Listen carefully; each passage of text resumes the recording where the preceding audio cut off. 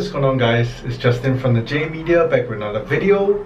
So today we'll be having more installation parts on my DC5 RSX. So a little something came in the mail. If you guys don't know what this is, I'll show you guys later. But whenever I bought the car, there are some stuff that, like I said, I wanted to change up. I'm not really happy with. So let me go ahead and show you guys what this is. So again, this is my 2005 Acura RSX that I just recently got as my new daily.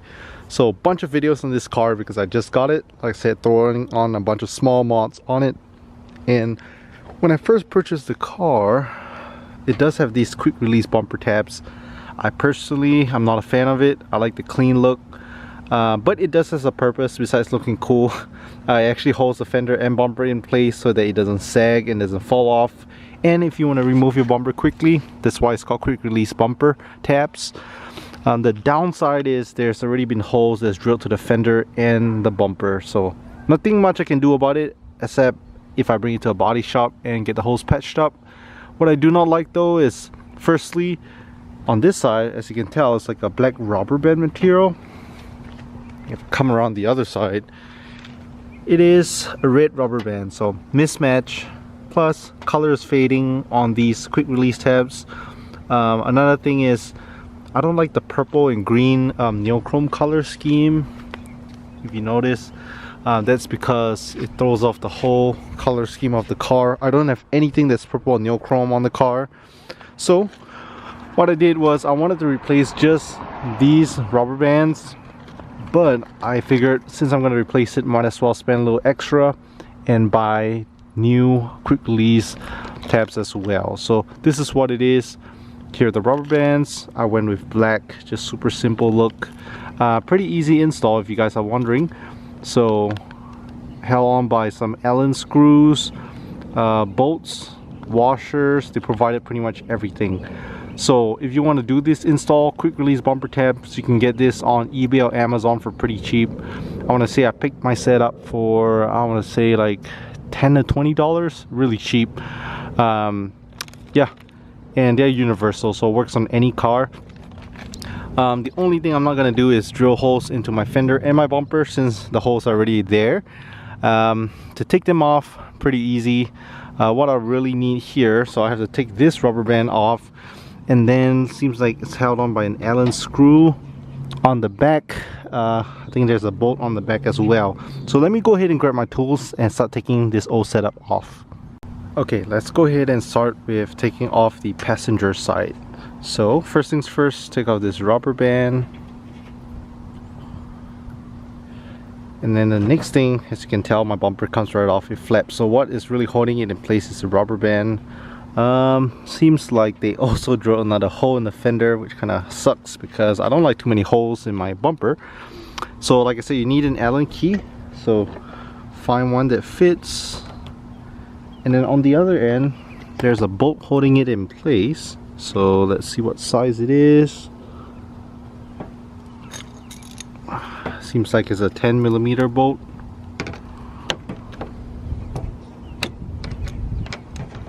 So wrench in the back, and I'm gonna go ahead and have my 10mm socket as well as my Allen key right here and go ahead and remove it.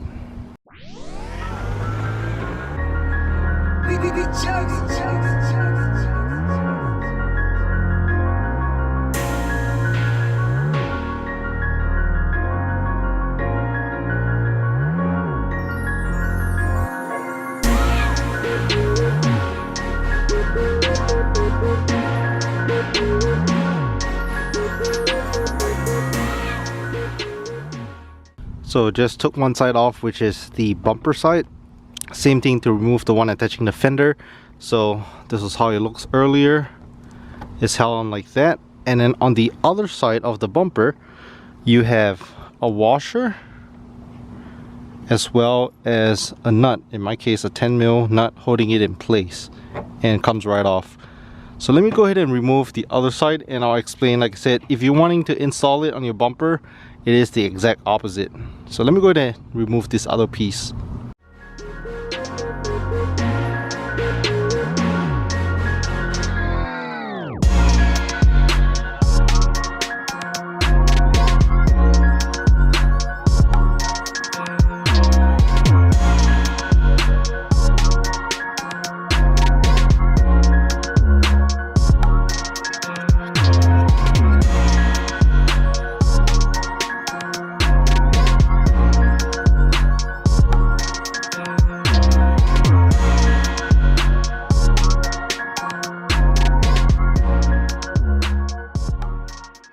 So there you have it, other fender piece is off.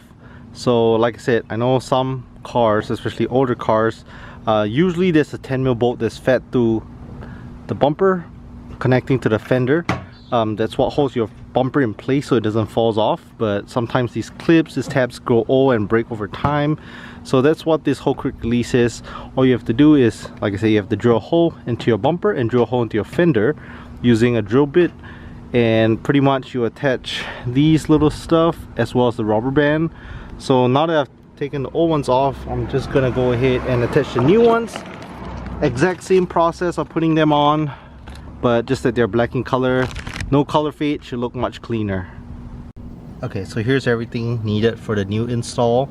So 2 of the bumper release tabs, the rubber band, 2 Allen keys, 2 bolts, and 2 washers. So yeah, let's go ahead and start that. Should be a pretty easy install, just the total opposite of what I just took off.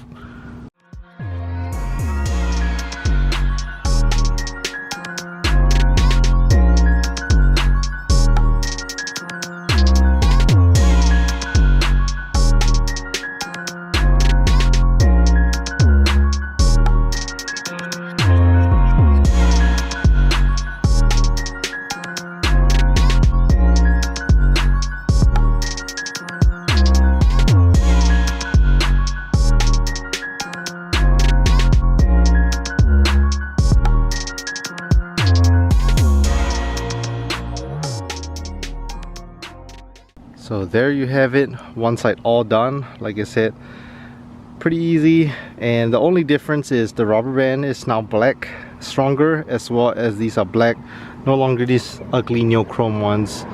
So yeah, I think it looks so much cleaner. I haven't done the driver's side yet, but if I go from far away, it matches the black wheels much better.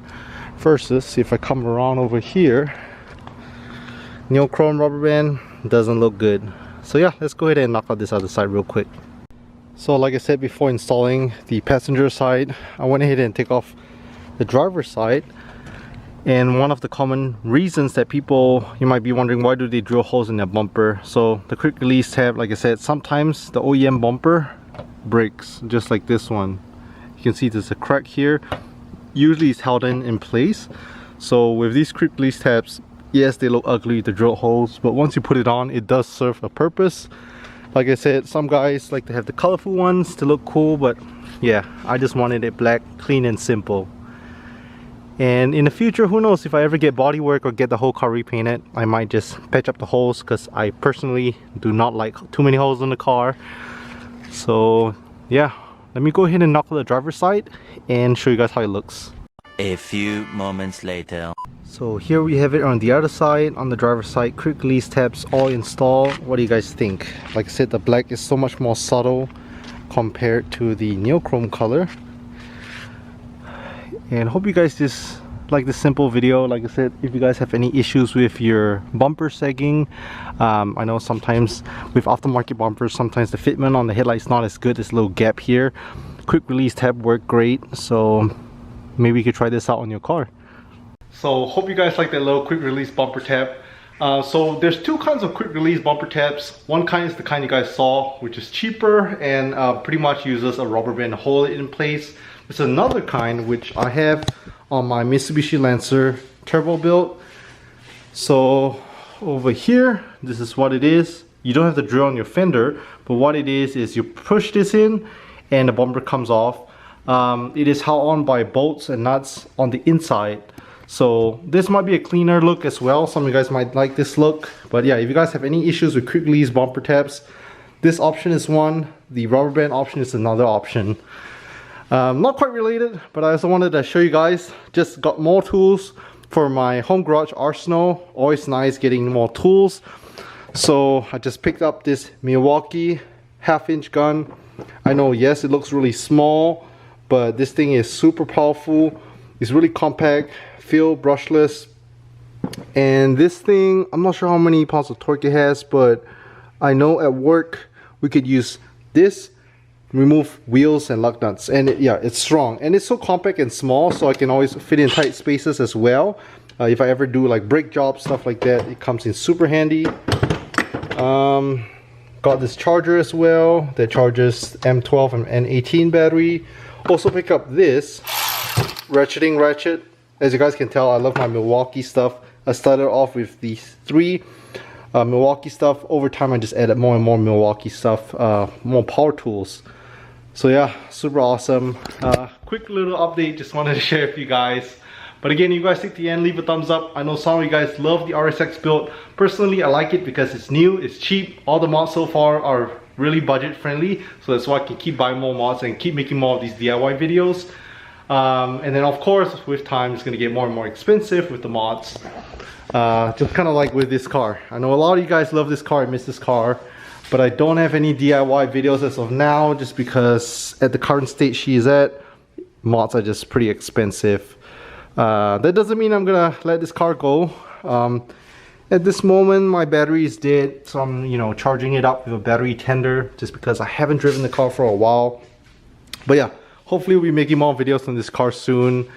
And you guys might notice empty parking spot in the garage, and that's because my Civic Si is not back. She's still at the shop waiting to get body work done. If you guys didn't know, I got rear-ended, so yeah, rear end is not so good. Still drivable, but I want to get it fixed. So hope you guys liked the video. Again, if you stayed to the end, leave a thumbs up. Subscribe if you're new to your channel. Thanks so much for watching, and I'll catch you guys in the next one.